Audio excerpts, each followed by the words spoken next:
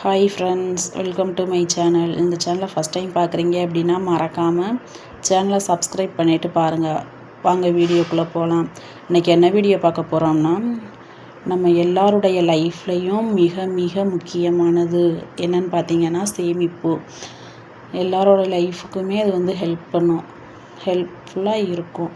அதனால சேமிப்பு அப்படின்றது ரொம்ப ரொம்ப முக்கியம். அந்த சேமிப்பு அப்படின்றத பற்றி எனக்கு தெரிஞ்ச 1-2 விஷயங்கள் உங்கள் கூட ஷேர் பண்ணியிருக்கேன். வீடியோவை ஸ்கிப் பண்ணாமல் பாருங்கள்.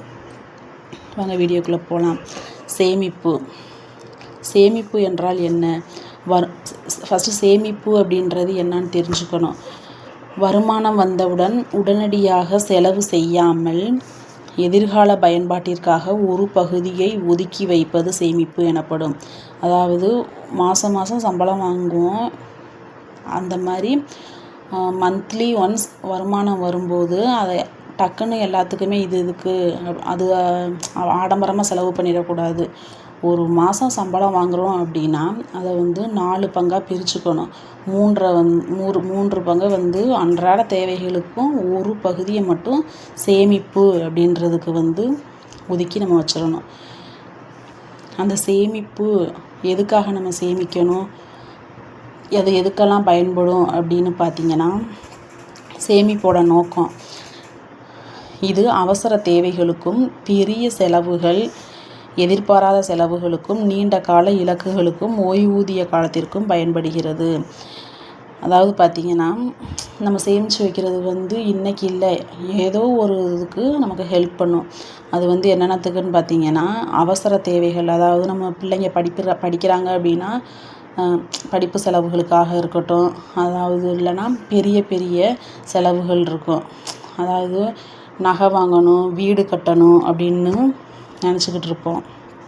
நிறைய பேர் பார்த்திங்கன்னா வாடகை வீட்டில் தான் இருப்பாங்க. நம்மளால் சொந்த வீடு வாங்க முடியலையே, ஒரு இடம் வாங்கி வீடு கட்ட முடியலை அப்படின்ற பட்சத்தில் இந்த மாதிரி கொஞ்சம் கொஞ்சமாக சிறுக சேமித்து வச்சிங்கன்னா அது உங்களுக்கு லைஃப்பில் ஃப்யூச்சரில் ரொம்ப ஹெல்ப் பண்ணும்.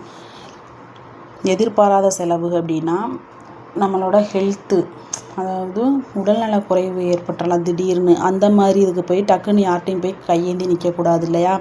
அதனால நம்மளே நமக்குன்னு கொஞ்சமாக எடுத்து சேமித்து வச்சோம் அப்படின்னா அது நமக்கு ஹெல்ப் பண்ணும். நீண்ட கால இலக்குகளுக்கும், அதாவது அதுதான் வீடு கட்டுறது அப்படின்றது நிறைய பேர் அவங்க இப்படி கட்டுறாங்க, நம்மளால் கட்ட முடியலைன்ற கஷ்டம் எல்லாத்துக்குமே இருக்கும்.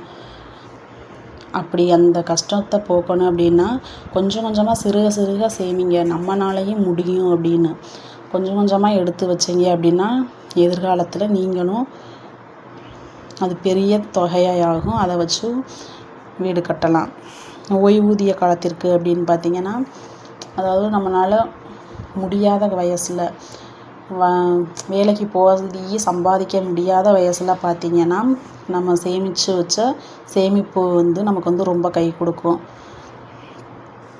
அதனால் எல்லாருமே அதோட நோக்கம் என்னன்னு தெரிஞ்சுக்கோங்க. ஃபஸ்ட்டு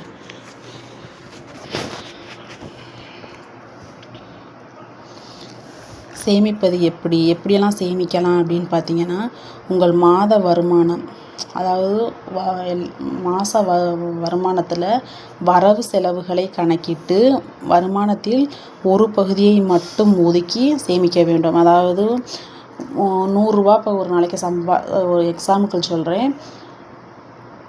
ஒரு நாளைக்கு 100 ரூபா சம்பளம் வாங்குகிறோம் அப்படின்னா அதை 4 பகுதியாக பிரிக்கணும். 75 ரூபா 4 பகுதியாக பிரித்தா 25 வரும். அதில் 3 பங்கு அன்றாட தேவைகளுக்கு, உணவு, உடை, இருப்பிடம், மற்ற மளிகை ஜாமான் அது இதுன்னு வாங்குறதுக்கு, அந்த செலவுகளுக்கும் 25 ரூபா எப்படியாவது எடுத்து ஒதுக்கி வச்சுருங்க. இது சேமிப்புக்கு அப்படின்னு ஒதுக்கி எடுத்து வச்சுருங்க.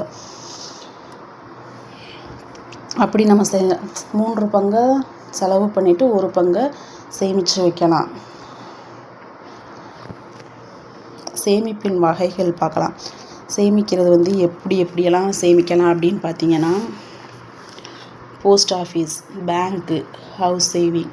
அதாவது பார்த்திங்கன்னா போஸ்ட் ஆஃபீஸில் பிபிஎஃப் அக்கௌண்ட் இருக்குது.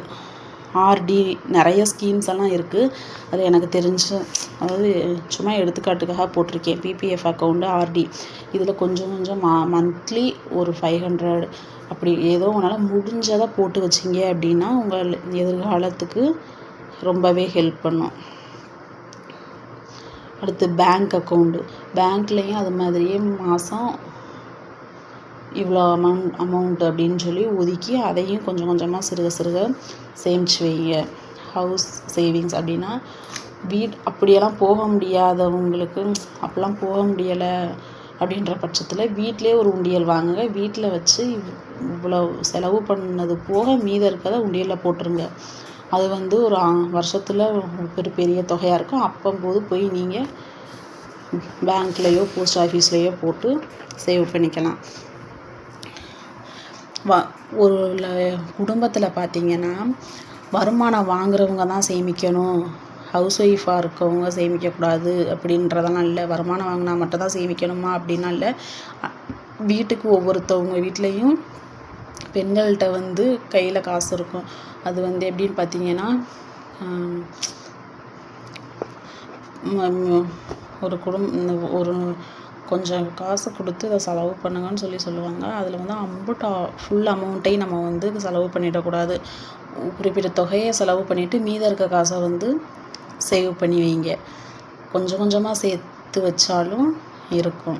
அதே போல் தான் சில்ட்ரன்ஸில் உங்கள் வீட்டில் எல்லாத்து வீட்லேயுமே குட்டீஸ் இருப்பாங்க. அவங்கக்கிட்ட ஸ்கூல் படிக்கிறாங்க அப்படின்னா சிறு சேமிப்பு அப்படின்ற ஸ்கீம் ஸ்கூலில் இருக்கும். அதில் சேர்த்து விடுங்க.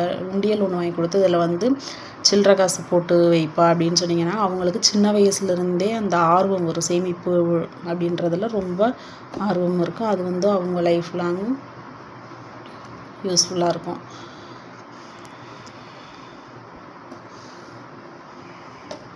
நம்ம அன்றாட தேவைகளுக்கு வீட்டில் கொடுப்பாங்க இல்லையா, அதில் செலவு பண்ணிவிட்டு 10 ரூபாய் 20 ரூபா அந்த மாதிரியே இருக்கும். அந்த மாதிரி ஒரு சின்ன சின்ன தொகைகளை சேமித்து வைக்கலாம். அப்படி சேமிக்கும் போதும் மந்த்லி ஒன்ஸ் அதை பார்த்தீங்க அப்படின்னா அது ஒரு அமௌண்ட்டாக இருக்கும். அந்த இதை அவங்க எனவே சேமிப்பு என்பது ஒவ்வொருவரின் வாழ்வில் மிக மிக முக்கியமான ஒன்று. ஒவ்வொரு வீட்லேயுமே பார்த்திங்கன்னா மளிகை ஜாமான் வாங்கிட்டு பால் வாங்கிட்டு அந்த மாதிரி சில்லற காசு இருக்கும். அதாவது இந்த மாதிரி 10 ரூபா 20 ரூபா இதையுமே ஒரு டப்பாவில் போட்டு சேமித்து வைக்கலாம். இதுவும் ஒரு வகை சேமிப்பு தான். சில்லற காசு இருக்கும், 1 ரூபா 2 ரூபா 10 ரூபா இந்த மாதிரி காயின்ஸையும் சேமித்து வைக்கலாம். சில்லற காசு தானே அப்படின்னு சொல்லி நம்ம அசால்ட்டாக இருக்கக்கூடாது. இந்த மாதிரியும் சேமிக்கிறது நம்ம லைஃப்பில் ஏதோ ஒன்றுக்கு ரொம்பவே ஹெல்ப் பண்ணும். சிறு துளி பெருவெள்ளம் அப்படின்றது எல்லாத்துக்குமே தெரியும். சின்ன சின்ன அமௌண்ட்டு தாங்க பெரிய அமௌண்ட்டாக வரும். எடுத்ததுமே பெரிய அமௌண்ட்டாக இருக்காது. இதுவுமே ஒரு வகை சேமிப்பு தான். இது மாதிரியும் சேமித்து வச்சு பாருங்கள். இந்த வீடியோ உங்களுக்கு யூஸ்ஃபுல்லாக இருக்கும் அப்படின்னு நான் நம்புகிறேன். வீடியோ பிடிச்சிருந்துச்சி அப்படின்னா மறக்காமல் லைக் பண்ணுங்கள், உங்கள் ஃப்ரெண்ட்ஸுக்கு ஷேர் பண்ணுங்கள், சேனலை மறக்காமல் சப்ஸ்கிரைப் பண்ணிக்கோங்க. தேங்க்ஸ் ஃபார் வாட்சிங்.